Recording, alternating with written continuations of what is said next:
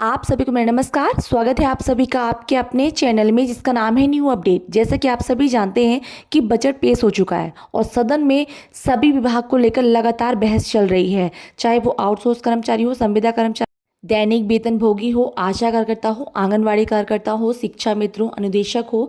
सभी विभागों को लेकर लगातार आवाज़ उठाई जा रही है और विपक्ष के मंत्री आवाज़ उठा रहे हैं और हमारे पक्ष के मंत्री उसका जवाब दे रहे हैं। आज की वीडियो में मैं दिखाऊंगी कैसे आउटसोर्स सेवा निगम को लेकर लगातार मुझसे कमेंट आए जा रहे हैं, मुझसे पूछा जा रहा है कि मैम क्या हुआ, आउटसोर्स सेवा निगम कब से लागू हो। इसी को लेकर आज की वीडियो मैंने बताया है कैसे विपक्ष के मंत्री जी ने पूछा है कि कब से लागू होगा, क्या कर रही है सरकार, और हमारे देश की जनता में जो कर्मचारी निकाले जा रहे हैं आउटसोर्स के माध्यम से उनके लिए सरकार क्या कर रही है, क्या उन्हें नियमित करने जा रही है, क्या उनके मानदेय में वृद्धि की जा रही है। बहुत सारे सवाल उठाए गए हैं और उसी को लेकर जवाब दिया गया है। क्या जवाब दिया गया है पूरी जानकारी वीडियो में है, तो वीडियो को लास्ट तक ज़रूर देखिएगा।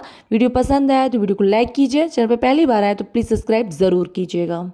प्राप्त करता है वो रोजगार की तलाश में निकल पड़ता है। सबसे बड़ी जो आज समस्या आ गई है, मुझे नहीं पता कि ये जो नई आउटसोर्सिंग की जो नई परिभाषा तय करके सरकार ने ज़्यादातर विभागों में कोई विभाग अछूता नहीं रह गया। शिक्षा हो, स्वास्थ्य हो, परिवहन हो, पर्यटन हो, हर विभाग में आउटसोर्सिंग की प्रथा चालू हो गई। और ये सबसे ज़्यादा जो हमारे आउटसोर्सिंग पर जो सबसे बड़ी दिक्कत आ रही है कि जिस तरह से इनका शोषण किया जा रहा है, वो सबसे बड़ी समस्या हो गई है। माननीय अध्यक्ष जी, मैं आपके माध्यम से माननीय मंत्री जी से ये जानना चाहूँगी कि आपने जो आपके प्रश्न में आपने मुझे उत्तर दिया है, इसमें आपने कहा है कि लगभग 15,000 से अधिक आपने रोजगार मेले 13,000 से अधिक रोजगार मेले आयोजित किए, जिसमें 15,96,000 अभ्यर्थियों को निजी क्षेत्र में चयनित किया गया। और ये आंकड़े आपने 2017 से 2031 तक के दिए हुए। यदि औसत लगाया जाए तो लगभग 1,60,000 अभ्यर्थियों को आपने समायोजित करने का प्रयास किया। वादा तो आपका 2 करोड़ का था युवाओं को रोजगार देने का, और इनका समायोजन हुआ कहाँ। बड़े दुख की बात है माननीय अध्यक्ष जी कि इसमें जो एक आंकड़ा जो मुझे बहुत विचलित भी कर रहा है, और मुझे लगता है इस पर सबसे बड़ी चिंता होनी भी चाहिए। उत्तर प्रदेश में लगभग 5,000, माननीय मंत्री जी ने बताया 978 निर्माण श्रमिकों को इजराइल भेजा गया। कोई दिक्कत नहीं, अगर वो बाहर जा रहे हैं नौकरी करने के लिए, उनको अवसर मिलना अच्छी बात है। पर क्या इजराइल जैसे देश में जहाँ पे आंतरिक असुरक्षा है, क्या वहाँ पर उत्तर प्रदेश के बेटों को भेजना, क्या ये सही है? इससे अच्छा होता कि हम किसी अन्य देश में भेजते जहाँ पे उनका वो सुरक्षित रहते। मैं माननीय अध्यक्ष जी आपके माध्यम से माननीय मंत्री जी से, सरकार से ये पूछना चाहती हूँ कि सबसे पहले न्यूनतम मजदूरी अधिनियम की धारा 3 के तहत सरकार ने हर वर्ष में मजदूरी की समीक्षा करनी होती है। पिछले 9 वर्षों में सरकार ने कितनी बार ये समीक्षा की है? दूसरा मेरा प्रश्न है, सरकार कहती है कि भरपूर रोजगार, तो आज जो बेरोजगार नौजवान सड़कों पे लाठी खा रहा है वो कहाँ से आया है? वो भी तो इसी प्रदेश का बेटा। आपने कहा कि अन्य प्रदेशों में उनको रोजगार के अवसर मिलते हैं और अगर उत्तर प्रदेश के लोग वहाँ नहीं पहुँचते तो वहाँ का उद्योग बैठ जाता है। गर्व है हमें कि हमारे उत्तर प्रदेश के श्रमिकों के हाथों में इतनी ताकत है। पर मैं पूछना चाहती हूँ कि उनको बाहर जाने की आवश्यकता क्यों पड़ रही है? और अगर उनको अपने उत्तर प्रदेश में ये अवसर मिले तो शायद वो और बेहतर कर पाए। तो क्या सरकार अपने ही प्रदेश में, चाहे वो विदेश में जाने पर जितना हम ध्यान दे रहे हैं या अन्य प्रदेशों में जाने के लिए उनको तैयार कर रहे हैं, क्या हम उनको यहाँ अवसर देंगे? और तीसरा तीसरा महत्वपूर्ण है, आपने कहा कि आउटसोर्सिंग निगम बनेगा।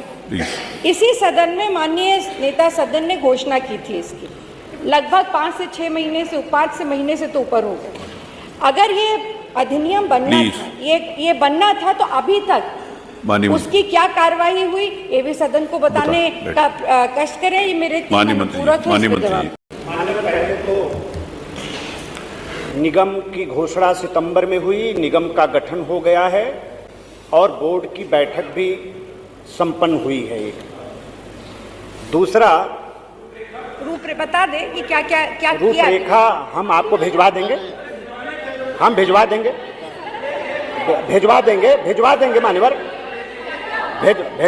मान्यवर, भिजवा देंगे। आपने कहा उत्तर आने, हम भिजवा देंगे और मैं अभी उपलब्ध नहीं होगा मान्यवर, जो इजराइल, अरे बाई चांस नहीं होगा, जो माननीय सदस्य आराधना जी ने इजराइल वाली बात कही मान्यवर, तो एक तो इजराइल भारत का मित्र देश है मान्यवर, और हमने 6000 लोगों को भेजा और अभी भी 1000 लोगों को भेजने की कार्रवाई प्रक्रियाधीन है मान्यवर।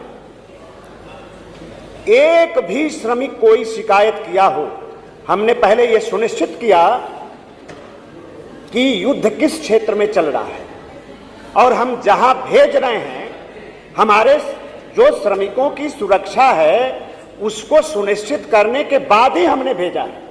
और 1 साल से ज्यादा हो गए, एक भी श्रमिक की किसी प्रकार की कोई शिकायत नहीं मिली है। और हमें गर्व है कि जो मजदूर मान्यवर गए हैं इजराइल, 1000 करोड़ एक वर्ष में भेज रहे हैं, उत्तर प्रदेश के विकास में योगदान कर रहे हैं मान्यवर, 1000 करोड़।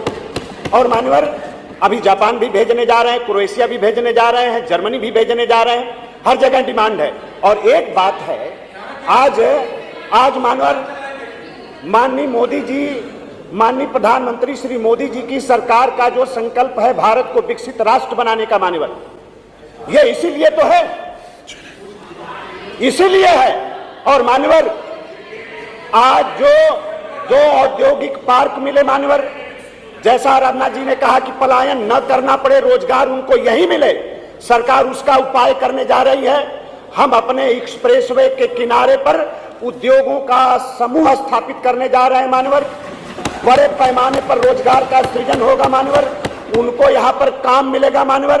सरकारी नौकरियों से लेकर निजी क्षेत्र से लेकर उनको स्वरोजगार देने से लेकर उनको उद्योगपति बनाने तक मान्यवर जितना भी प्रयास हो सकता है सरकार सब प्रयास कर रही है। शेरमान खान।